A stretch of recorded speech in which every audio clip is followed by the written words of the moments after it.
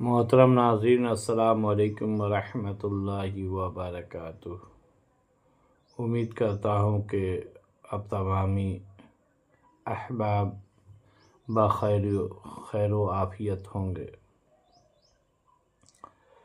ایک حکایت، ایک روایت لے کر میں آپ حضرات کے سامنے حاضر ہوا ہوں۔ امید کرتا ہوں کہ ویڈیو اچھی لگے گی تو آپ حضرات اپنا بہت سارا پیار مجھے عطا کریں گے اور ویڈیو کو شیئر بھی کریں گے اور لائک کمنٹ ضرور کریں گے، اور ہمارے چینل پر نئے ہیں تو سبسکرائب بھی کریں گے، امید قوی ہے۔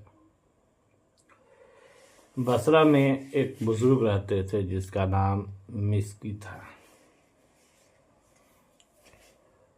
مسک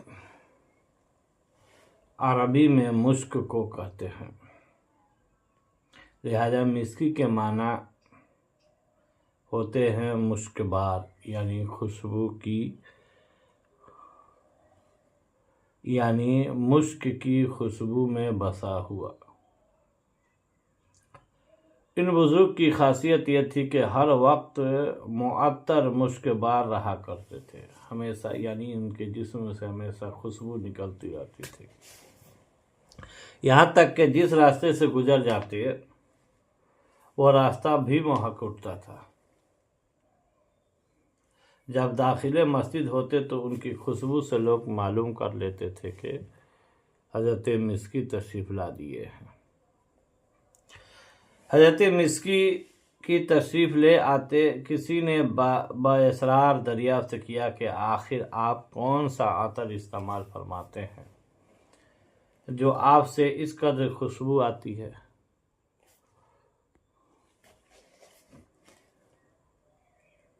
تو حضرت مسکی نے جواب دیا کہ میں کوئی خوشبو نہیں لگاتا۔ میرا قصہ بڑا عجیب ہے۔ میں بغداد معلیٰ کا رہنے والا ہوں۔ میرے والد محترم نے میری اسلامی اصولوں کے مطابق تربیت فرمائی۔ میں جوانی میں نہایت ہی حسین و جمیل تھا اور صاحب شرم و حیا بھی۔ ایک بزاز، یعنی کپڑے بیچنے والے جو گھما کر پھیری لگا کر بیچتے ہیں، کی دکان پر میں نے ملازمت اختیار کر لی۔ بتاتے ہیں کہ ایک بازاری دکان پر، کپڑے کی دکان پر میں نوکری کر لیا۔ ایک روز ایک بڑھیا آئی اور اس نے کچھ قیمتی کپڑے نکلوائے۔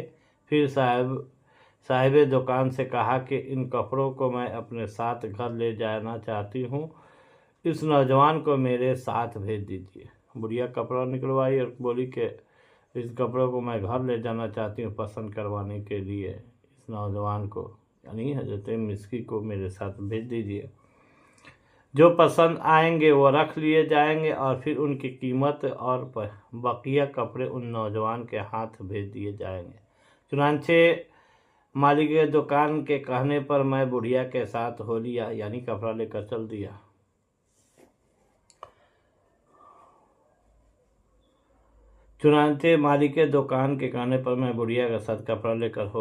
چل دیا۔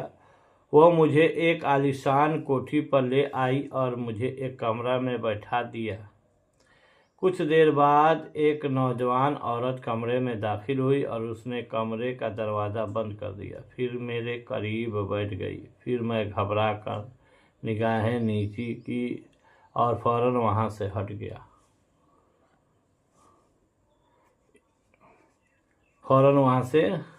گیا، مگر اس پر شبہت سوار تھی، وہ میرے پیچھے پڑ گئی۔ میں نے بہت کہا کہ اللہ عز و جل سے ڈرو، وہ ہمیں دیکھ رہا ہے، لیکن وہ میرے ساتھ کالا منہ کرنے پر مصر تھی۔ میرے ذہن میں اس گناہ سے بچنے کی ایک تجویز آ گئی، لہٰذا اس سے میں نے کہا کہ مجھے بیت الخلاء میں جانے دو۔ اس نے اجازت دی۔ میں نے بیت الخلاء میں جا کر دل مضبوط کر کے وہاں کی نجاست اپنے ہاتھ، منہ اور کپڑوں پر مل لی अब जो ही मैं बाहर आया मेरी आशिका घबरा कर भागी और कोठी में पागल पागल का शोर उठा दी।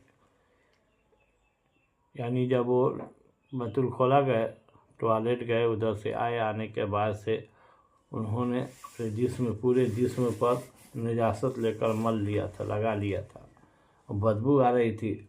ऐसे उस आशिका के कमरे में आए तो वो पागल पागल करके शोर बर्पा कर दी, चिल्लाने लगी। मैंने वहाँ से भागकर एक बाग में पनाह ली, और यानी हजरत मिस्की फरमा रहे, वहाँ से मैं भागा और एक बाग में पनाह लिया और जाकर वहाँ गुस्ल किया और कपड़े साफ किए। घर जाकर रात में जब सोया तो ख्वाब में देखा कोई आया है और मेरे चेहरे और लिबास पर अपना हाथ फेर रहा है। सुभान अल्लाह, माशाअल्लाह। और कह रहा है, मुझे जानते हो मैं कौन हूँ? सुनो, मैं हज़रत जिब्रील अलैहिस्सलाम हूँ। जब मेरी आँख खुली तो मेरे सारे बदन और लिबास में से खुशबू आ रही थी। सुभान अल्लाह।